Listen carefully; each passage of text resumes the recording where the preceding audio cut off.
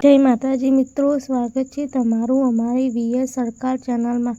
તો આજે આપણે વાત કરવાના છીએ રાજા સધીમાના ભુવાના માથામાં નારિયેળ ફોડ્યા, એક રહસ્યમય લોકકથા। ગુજરાતની ધરતી પર ઘણા લોકદેવીઓ અને શક્તિરૂપ માતાઓની કથાઓ પેઢીએથી પેઢી સુધી કહેવામાં આવે છે। આ કથાઓ માત્ર વાર્તા નથી, પરંતુ ભક્તિ, શ્રદ્ધા અને દેવી શક્તિના અનુભવોનું જીવિત દસ્તાવેજ છે।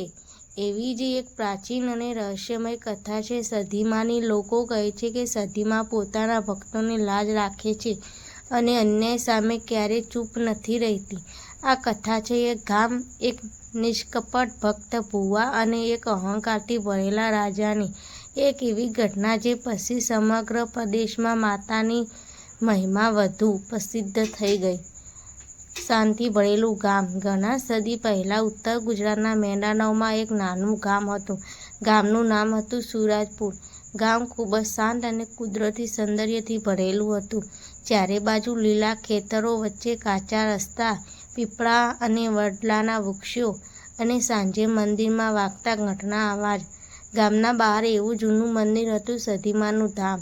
મંદિર બહુ મોટું નહોતું, માત્ર માટી અને પથ્થરની બનેલી નાનું સ્થાન હતું, પરંતુ ગામના લોકો માટે તે સ્થાન સ્વર્ગ સમાન હતું। દર સવાર અને સાંજ લોકો ત્યાં દીવો બળાવતા। ભુવા રમણભાઈ આ મંદિરની સેવા કરતો એક ભક્ત હતો, રમણભાઈ ભુવા। રમણભાઈ ખૂબ જ સાદા માણસ હતા। સરળ કપડાં પહેરે, દિવસભર મંદિર સાફ રાખે, માતાની આરતી કરે, પરંતુ ગામના લોકો કહેતા કે રમણભાઈ સામાન્ય માણસ નહોતા। ક્યારેક રાત્રે આરતી દરમિયાન તેમની અંદર માતાની શક્તિ પ્રગટ થતી। તે સમયે તેમની આંખોમાં અજોડ તેજ દેખાતું। લોકો કહેતા, આ તો માતાના સાચા ભક્ત છે। જ્યારે કોઈ મુશ્કેલીમાં હોય તો ભુવા માતાને પ્રાર્થના કરીને માર્ગ બતાવતા। અજબ ચમત્કારો। સમય જતાં સધીમાના મંદિરમાં ઘણા ચમત્કારોની વાતો ફેલાવા લાગી। એક વખત ગામમાં ભયંકર દુષ્કાળ પડ્યો, વરસાદ આવતો નહોતો, ખેતરો સુકાઈ ગયા। ગામના બધા લોકો મંદિર પાસે ભેગા થયા।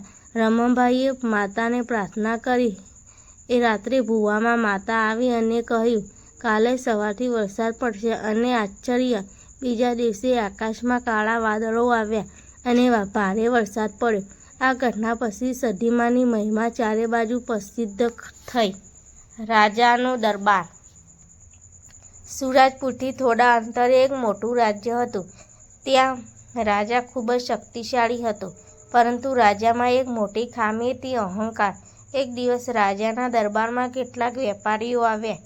તેમણે કહ્યું, મહારાજ, એક નાના ગામમાં સધીમાનું મંદિર છે। ત્યાં ભુવામાં દેવી આવે છે અને ચમત્કાર થાય છે। રાજા હસ્યો, આ બધું લોકોની કલ્પના છે। પરંતુ મંત્રીએ કહ્યું, મહારાજ, આખો પ્રદેશ એ વાત માને છે। રાજા બોલ્યા, તો ચાલો હું જઈને તેની સચ્ચાઈ તપાસું। ગામમાં ભય। એક દિવસ રાજા ઘોડા અને સૈનિકો સાથે સુરાજપુર તરફ નીકળ્યો। જ્યારે રાજાની સેના ગામમાં આવી ત્યારે ધૂળના વાદળો ઊભા થઈ ગયા। ગામના લોકો ડરી ગયા, બધા મંદિર તરફ દોડ્યા। ભુવા શાંતિથી માતાની આરતી કરી રહ્યા હતા। રાજાનો પડકાર।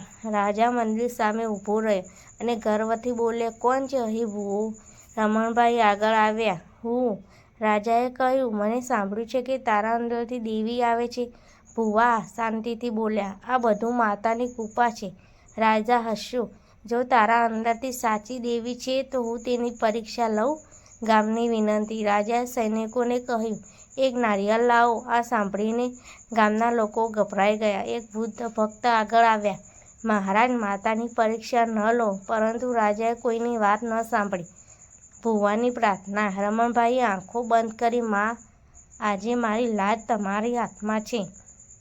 મંદિરની અંદર ઘંટ અચાનક જોરથી વાગવા લાગ્યો। હવા ભારે થઈ ગઈ। ગામના લોકો સમજ્યા, માતા આવી ગઈ। નારિયેળ ફોડવાની ક્ષણ। રાજાએ નારિયેળ હાથમાં લીધો। તે બોલ્યા, જોયું છે તારી દેવી કેટલી શક્તિશાળી છે? અને તેણે જોરથી ભુવાના માથામાં પણ નારિયેળ ફોડ્યા। ઠાઠ! નારિયેળ તૂટી ગયું, પરંતુ ભુવાના માથા પર એક ઈજા ન થઈ। ભુવા સ્થિર ઊભા રહ્યા। અદ્ભુત ઘટના। એ સમયે અચાનક ભયંકર પવન ફૂંકાયો। મંદિરના દીવા જોરથી લહેરાયા। રાજાના હાથમાં તીવ્ર દુખાવો શરૂ થઈ ગયો. તેનો હાથ કંપવા લાગ્યો. રાજા ચીસ પાડ્યો, મારા હાથ શું થઈ ગયું છે? ભુવા ગંભીર અવાજમાં બોલ્યા, મહારાજ, માતાની શક્તિનું અપમાન કરશો તો આવું જ થશે. દેવીનો સંદેશ. ભુવાના અવાજમાં અચાનક બદલાવ આવ્યો. એ અવાજ જાણે માતાનો હતો. અહંકાર માનવને અંધ બનાવે છે. રાજા ડરી ગયો. રાજાની માફી. રાજા તરત જમીન પર બેસી ગયો. મને માફ કરો માં. ભુવાએ માતાને પ્રાર્થના કરી. થોડા સમયમાં રાજાનો દુખાવો બંધ થઈ ગયો. મંદિરનું નિર્માણ. આ ઘટના પછી રાજા સંપૂર્ણ બદલાઈ ગયો. તે બોલ્યો, આજથી અહીં મોટું મંદિર બનાવવામાં આવશે. થોડા સમયમાં સુંદર પથ્થરનું મંદિર બનાવ્યું. દર વર્ષે મોટી જાત્રા થવા લાગી. કથાનો પ્રભાવ. આ ઘટના પછી સમગ્ર પ્રદેશમાં સધીમાની મહિમા ફેલાઈ ગઈ. લોકો કહેતા, માતા પોતાના ભક્તોને લાજ રાખે છે. અંતિમ સંદેશ.